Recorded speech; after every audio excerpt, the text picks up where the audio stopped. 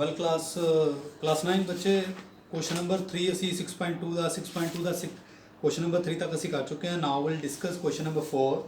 सो फिर the figure बहुत easy question है। क्वेश्चन नंबर 4 है। ठीक कह रहे बच्चे, if P Q is parallel to S T. Okay, कोई लाइन है पी क्यू, देखो लाइन ली मैं P Q is parallel to S T. एक लाइन एस टी के पैरेलल है, इस तरह फिगर बन रही है।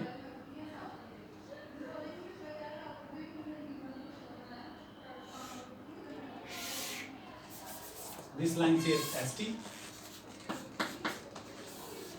Okay, this angle is R. This is Q1 10 degree. This point is P, and this angle is 130 degree. Okay, so क्या कह रहे हैं? If PQ is parallel to ST and angle PQR is 110 and angle RST 130 degree. So angle find करना है, find केड़ा angle करना है, angle QRS। अच्छा, एंगल QRS फाइंड करना है, ये वाला एंगल। बहुत ही इजी क्वेश्चन है। क्वेश्चन देख के ही असी यदि देख सकते हैं कि किस तरीके ना करना है। देखो बच्चे की करना तुसी क्योंकि PQ and ST line parallel है, तुसी एक लाइन होल्ड ड्रा कर लो पैरेलल टू दिस। आपने लोग कंस्ट्रक्शन करांगे। हाँ, एक लाइन L है, मैं पैरेलल ST के पैरेलल एक मैं लाइन L ड्रॉ कर लेती। तो बच्चे मैंने दसो ये एंगल कितना होएगा, ये एंगल कितना होएगा? अगर यह लाइन ये पैरेलल है, इट मींस इन्हां दोनों एंगल का सम कितना होना चाहिए? 180 डिग्री। ठीक है, सो इन्हां दोनों का सम 180 डिग्री होना चाहिए। सो ऑब्वियस है दिस एंगल शुड बी 50, क्योंकि 50 और 130 कितना होएगा? 180 डिग्री होएगा। सो बच्चे मैंने दसो, अगर आप पूरा एंगल चेक करना हो तो यार सम कितना होएगा पूरे एंगल का? पूरा एंगल कितना होएगा? 180 डिग्री, है ना। मैं लेट कर लेना एंगल एक्स है 180 डिग्री। इट मींस तीनों का सम कितना होना चाहिए? 180 degree angle, because angle on A line, पूरी लाइन के एंगल कितना 180 डिग्री बनता है। सो 110 plus 50 degree plus x 1 should be 180। So x must be 180 minus 150 160, है ना। 110 और 150 कितना आएगा? 160। So x should be 20 degree. So angle कितना आएगा? 20 डिग्री होएगा। बस इतनी गल है। क्वेश्चन नंबर 5 चेक करो बच्चे। क्वेश्चन नंबर 5 की कह रहा है, डायग्राम कुछ इस तरह बच्चे, डायग्राम है इस तरीके से ना। This point is P Q and R। Clear, एक ट्राइंगल दिता होया बिटवीन द पैरेलल लाइंस। जेडी लाइन तुहाडे कोल AB है वो पैरेलल है CD। दिस लाइन AB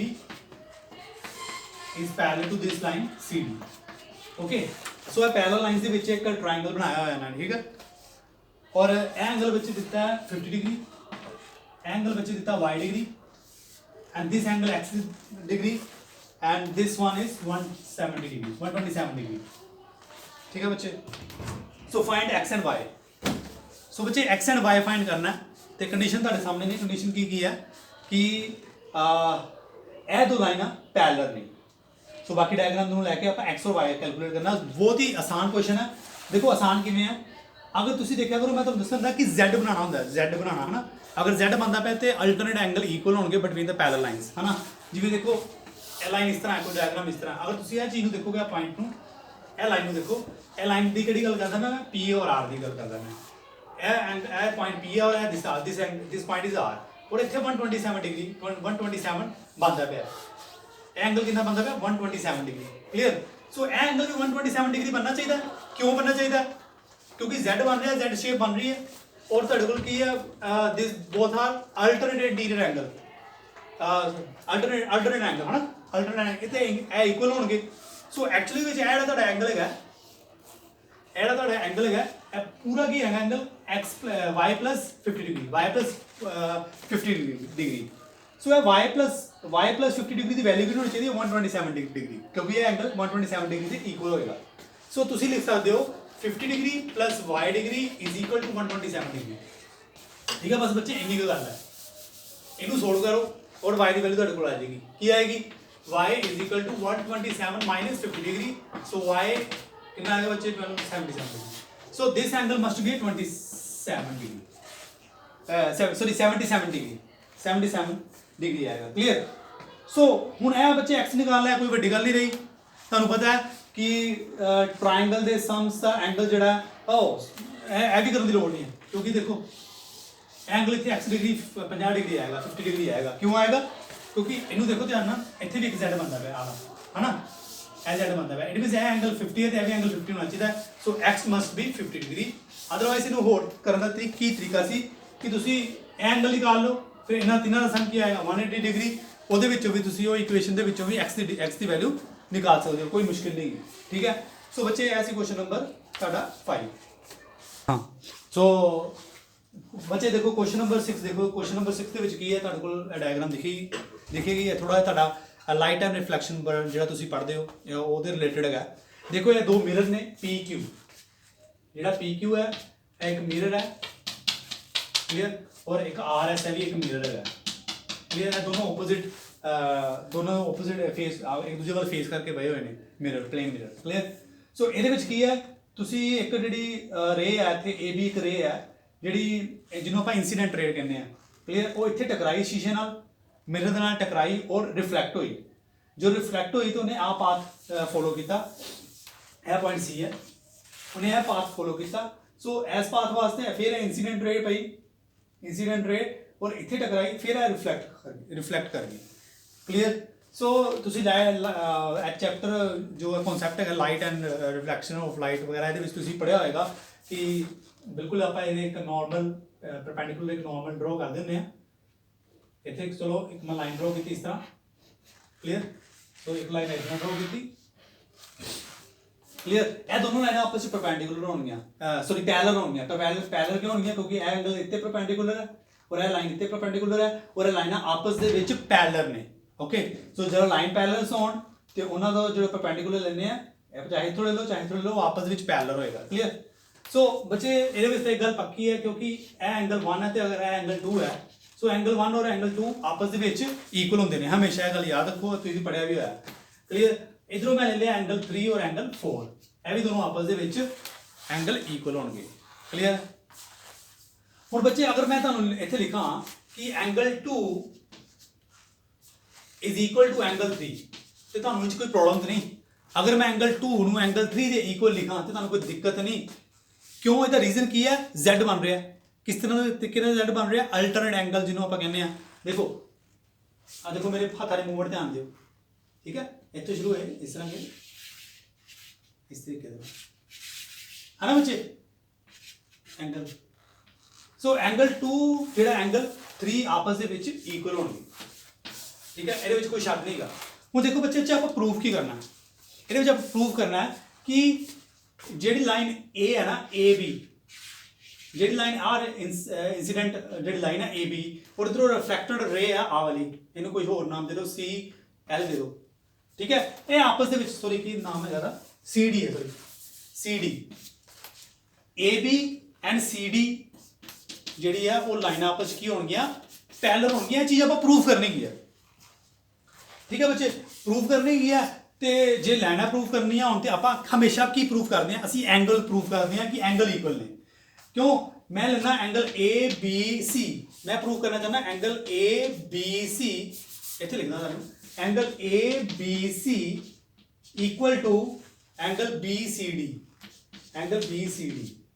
अगर बच्चे किसी तरीके मैं आ वाला एंगल टोटल ABC और जे BCD ए वाला एंगल आपस इक्वल प्रूफ करदा ना, तो ऑटोमेटिकली क्या होएगा? लाइन आपस क्या लिख सकते हैं? पैरेलल है, क्योंकि अगर अल्टरनेट एंगल इक्वल ने तो लाइन्स पैरेलल होनी चाहिए। ठीक है ना। यह चीज़ आप पढ़ी हुई है। सो एंगल 2 और एंगल 3 ये कोई शक है कि एंगल दोनों इक्वल है? ये कोई शक नहीं है, दोनों एंगल इक्वल ने। क्यों? क्योंकि आ लाइन क्योंकि ये परपेंडिकुलर है, यह लाइन इधर परपेंडिकुलर है और आपस में पैरेलल ने। अगर यह लाइना पैरेलल ने तो अल्टरनेट एंगल की होंगे, interior angle alternate interior angle की होंगे? इक्वल होंगे। सो एंगल 2 एंड एंगल 3 असी लिख लिया, ये कोई शक नहीं है। अच्छा बच्चे अगर मैं लिखा 2 दे इक्वल, अगर एंगल 1 है और 3 ਦੇ ਇਕੁਅਲ ਐਂਗਲ 4 ਹੈ, ਇਹ ਇਕੁਏਸ਼ਨ ਟਰੂ ਹੋ ਜਾਏਗੀ। क्यों? देखो we know that angle 1 और एंगल 2 इक्वल ने, एंगल 1 और एंगल 2 इक्वल ने, क्योंकि जी नॉर्मल होंगी है ना, तो यह हमेशा एंगल की करती है, बाइसेक्ट करती है। सो यह एंगल आई और एंगल आर की होंगे इक्वल होंगे, आई एंड एंगल आर जो तुम लाइट के पढ़ते हो, यह आपस के इक्वल होंगे। सो इधरों एंगल 3 और एंगल 4 इक्वल ने, ठीक है, यह एंगल आपस इक्वल ने। सो मैं 2 की जगह 1 लिखता तो 3 की जगह 4 लिखता, कोई फर्क तो नहीं पिया, यह भी इक्वेशन ट्रू हो जाएगी, ठीक है ना, ये कोई दिक्कत नहीं है। सो ठीक है, अगर बच्चे मैं दोनों बन्ने दोनों साइडों से 2 मल्टीप्लाई करना कोई दिक्कत नहीं है, मैं दोनों तरफ लेफ्ट साइड उत्ते और राइट साइड दोनों उत्ते 2 मल्टीप्लाई कर देता, कोई प्रॉब्लम नहीं है। सो इट मीनस इतने 2 मल्टीप्लाई और एंगल 1 ना, इट मीनस इनू मैं 2 बार लिख सकता, एंगल 1 प्लस एंगल 1, क्योंकि 2 मल्टीप्लाई हो रहा है, इतने भी 2 मल्टीप्लाई हो रहा है, इन्हें मैं लिख सकता एंगल 4 प्लस एंगल 4, क्योंकि जो प्लस करांगे फिर 2 4 बनेगा, ठीक है। सो यह नंबर है 2 और यह एंगल है, चीज याद रखें, मैं एंगल का साइन पाया हुआ है, ठीक है बच्चे। एंगल 1 और एंगल 2 का एंगल 1 और एंगल 1 का मतलब की है, हुण देखो इत्थे एंगल, इत्थे अगर एंगल 1 है, ठीक है, इत्थे एंगल 1 की जगह मैं एंगल 2 लिख सकता, क्योंकि एंगल 1 किहदे इक्वल है, एंगल 1 किहदे इक्वल है, एंगल 2 दे। सो एंगल की जगह मैं चेंज किया थोड़ा जिहा, ठीक है। फिर उस तो बाद एंगल 4 लिखिया, तो 4 की जगह मैं एंगल 3 इनू 4 लिखता और ये जगह मैं 3 लिखता, एंगल 4 की जगह मैं 3 लिखता, क्यों लिखिया, क्योंकि मैंने पता कि 3 जो एंगल है 4 के इक्वल है। सो 4 के एंगल की जगह मैं 3 लिख सकता, ठीक है बच्चे। सो एंगल 1 और एंगल 2 किहदे इक्वल है, एंगल 1 और एंगल 2 किहदे इक्वल है, एंगल ए बी सी दे इक्वल। सो ये जगह मैं लिख सकता एंगल ए बी सी दे इक्वल, क्लियर। एंगल 3 और एंगल 4 किहदे इक्वल है बच्चे, एंगल 3 एंड 4 इक्वल है एंगल बी सी डी, आ पूरा angle, so angle B C D. So this is how we proved कि एंगल दोनों इक्वल ने। जे एंगल दोनों इक्वल ने, आ एंगल एक ही अल्टरनेट एंगल है, आ वाला एंगल और ए वाला एंगल इक्वल है।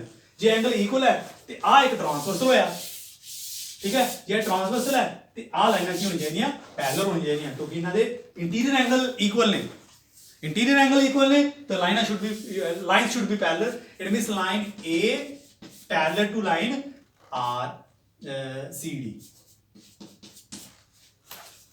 AB is parallel to line CD, ठीक है बच्चे। क्वेश्चन वेरी इंपॉर्टेंट, तो इनू ध्यान देना करो, दोबारा देखो वीडियो नू, अगर नहीं तुहानू दिक्कत लगती भी कि कोई नहीं समझ नहीं आ रहा, दोबारा देखोगे मैं हर एक चीज़ क्लीयर की होंगी, ठीक है। ये नाल ही अज वास्ते